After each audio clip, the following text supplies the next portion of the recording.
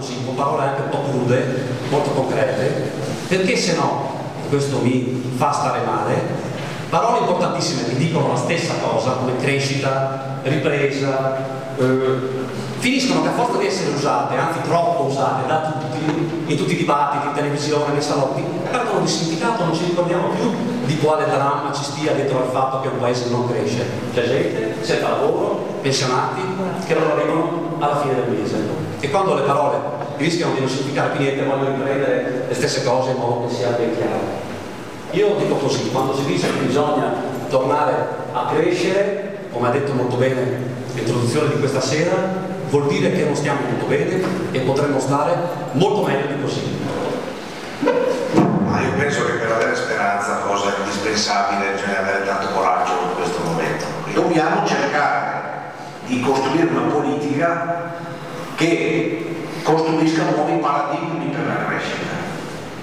Da cui, senza stare molto, dipende l'altro elemento fondamentale di una società del suo equilibrio, che è il lavoro.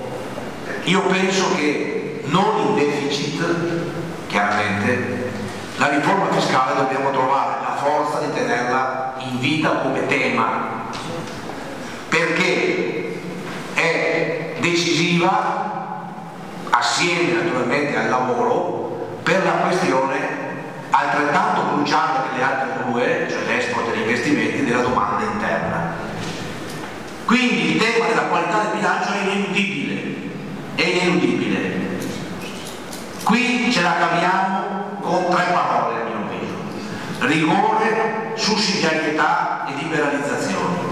Bisogna riuscire a riesaminare tutta la struttura e tutto l'insieme delle procedure pubbliche, smontare il giocattolo e rimontarlo con strutture che siano più leggere e con procedure che siano più agili, meno dispendiose in termini di soldi e di tempo. Questo è possibile fare e credo che già in quella sede ci siano state notevoli raccomandazioni incisive e numerose, alcune delle quali sono state anche poi accolte dai successivi registri della politica economica, e però è mancata la tensione e la consapevolezza di un attacco, va bene, globale alla spesa pubblica, appunto in termini di industrial design, si direbbe tecnicamente, no? A destra e a sinistra vi propongono esattamente in maniera diversa, gridando a volte in maniera diversa, ma esattamente la stessa cosa. Se noi vogliamo che vengano affrontate e fatte le cose difficili